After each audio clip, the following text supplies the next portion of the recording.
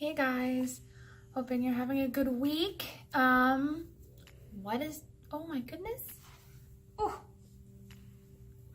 what is new?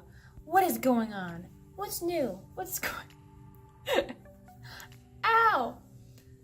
So what is new with me? Well, at this point I've been I've been going to school for focus. Anytime you want to. Okay, there you go. I've been going to school for about 3 weeks now. And boy.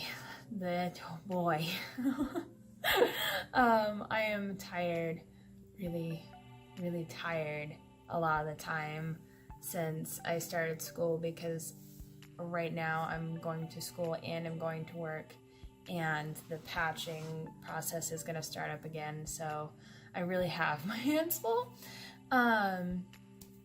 But I recently had a victory and I thought I would share it with you. It's nothing super big, but it's something that people struggle with a lot, and especially with chronic invisible illness, this is a huge problem for a lot of people. I had been trying to apply for a disability placard so that I could park a little bit closer to my classes, because I know that I have to really conserve my energy, and it's really hard to do when you're walking across campus and you're carrying books and you might already be having a bad body day and your back may be screwed, or your heart's racing, or you're lightheaded, or you're fighting all of the symptoms you always fight, but you're just walking everywhere.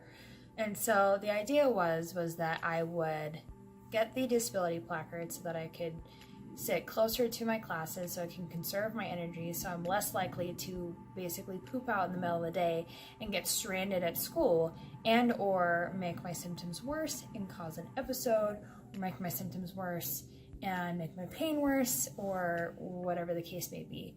And it would be good to park closer to my classes so that I could drop stuff off as I was going to my various classes, where if I don't need something anymore, I can put it in my car, and so I'm keeping the weight on my backpack down for my patches. I had sent my paperwork over to my doctor, who lives in a different state from me, and I was just waiting for him to fill it out and send it back to me. That was the hope, except I was getting blocked by his assistant, and it's so frustrating when you're trying to just get the help you need and you're getting stopped at every point in the process. It's the nurse, it's the assistant, it's the assistant's assistant, sometimes it's the doctor. It's always something. And so I had sent over some reasonable accommodation paperwork for my work. Hold that thought, because my cat's yelling at me. Anyways, so I'd sent over some reasonable accommodation paperwork to their office, because I'm not quite applicable to FMLA yet, and I'm going to be missing a lot more work now that the patching process is starting up again. And so the idea was that we were going to do a reasonable accommodation to basically protect my job until I'm applicable to FMLA. And so I sent over that paperwork, and apparently that went through, but she sent back an email and said, so I sent over the paperwork, but you're not applicable to a disability placard. And I was like, why? I have a heart condition that makes it hard to walk sometimes. It makes it hard to do stuff sometimes. It makes it crippling to me sometimes. And then I have a whole nother chronic illness that is literally painfully crippling and causes episodes. How disabled do you want me to be before I'm disabled enough to get a placard? I'm trying to go to school, I'm trying to work, I'm trying to be productive, but I'm not disabled enough because I'm attempting to be productive. And so my frustration is that with chronic illness, with invisible illness, it's always, are you sick enough to apply? do you look sick enough to be considered sick? You don't look sick, therefore you're not sick. You know, it's always, oh my goodness.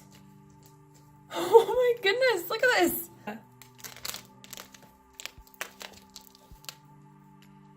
Spider kitty, spider kitty. But yeah, it's a form of frustration when you are having to prove that you're sick in order to get the help that everyone else can get so much easier. I have to prove that I'm disabled enough to need it. I have to prove that I have enough issues to need it, even though I know that I need it. And so it's like, okay, what do I need to do to prove to you that I need this placard? Do I have to chop off my fingers in a crazy, insane construction accident? Do I have to fall on my head? Like, what do we need to do? Do I need to pass out so I can have a head injury and then at that point I'm disabled enough? You know, my brain is leaking. My heart doesn't work. I pass out on a semi-regular basis. And my brain is sinking in my head because I don't have enough fluid to make it float. But you're not disabled enough for a placard. I was like, all right. I don't usually fight with people, but I'm fighting this time. And so I said, I just need a little help. Like, I'm trying to go to school, I'm trying to go to work, and these patches are going to take me out if I don't take myself out already, just trying to do what I'm trying to do. I don't need 10 years. I don't even need 2 years, although that would be nice. Just get me through the next 6 months. I need help. I don't ask for help, but I'm asking now, please. She said that I wasn't applicable. I was incredibly frustrated because I've tried to get a disability placard before when I first got diagnosed with my POTS, NCS, dysautonomia, whatever you want to call it. And they told me the same thing. You have to be permanently disabled. I have a connective tissue disorder that causes holes in my dura, which makes my brain leak. But that's not a permanent disability, apparently. And not to mention the fact that I pass out.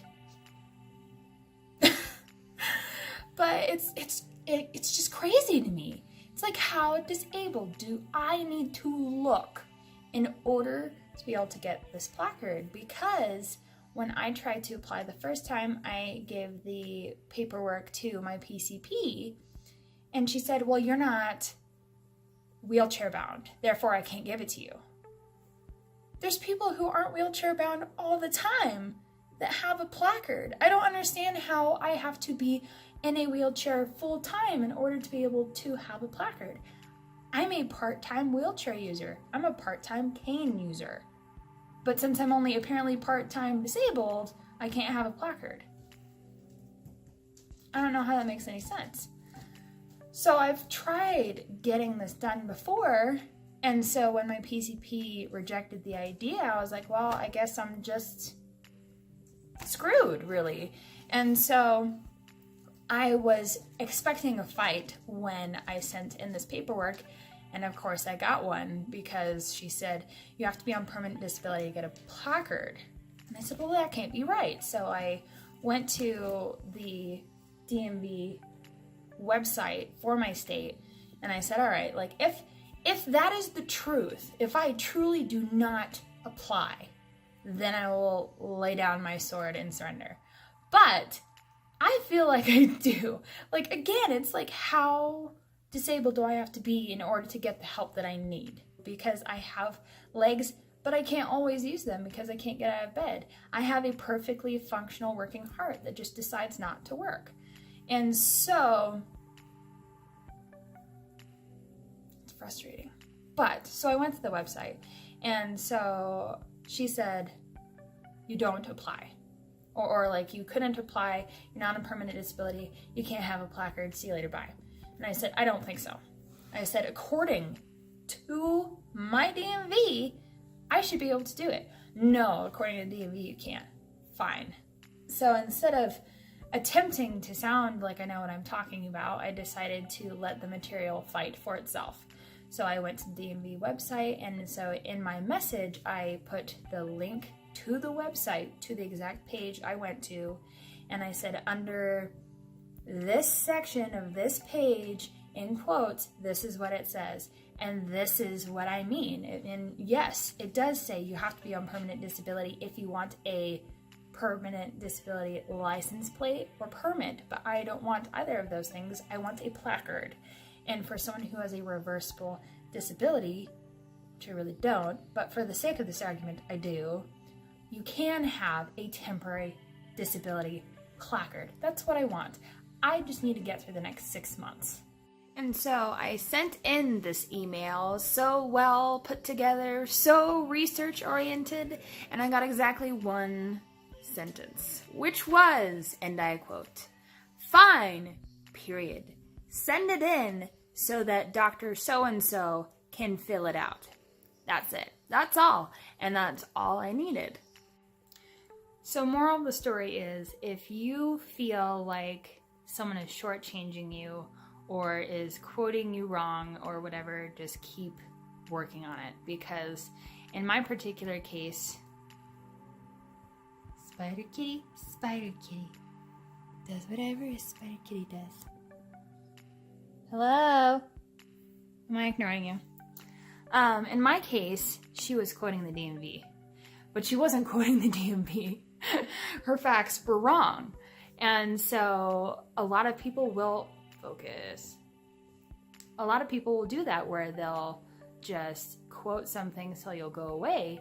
And when I basically called her on it and said, "You're right, but you're wrong, and this is why," it's a lot harder to fight when you have the literature in front of you. I always recommend bringing in literature to your doctor's appointments if you're trying to argue a point. If you feel like you're on to something, if you feel like you are on to something that no one really wants to pay attention to, or they're blowing you off and saying that's not the case, bring in the literature. Because if you bring in the science, the hard science that's been peer reviewed and is respected in the science and health community, it's a lot harder to argue with you when the evidence is right there in front of them. Because at that point they can't go, "Oh, well, I didn't know." And because it's a legitimate source, either from research through Stanford or research through, other big name hospitals or that sort of thing, it's a lot more legitimate than, WebMDing it, basically. And so the big takeaway in this particular case is, if you feel like you're onto something, keep working on it and do your research, because it may be that you know more than you think you do. And research is your best weapon when it comes to convincing people that you may know what you're talking about. So that's my tip of the week this week. And with that, I will wish you guys a good rest of your week, and I will see you next week.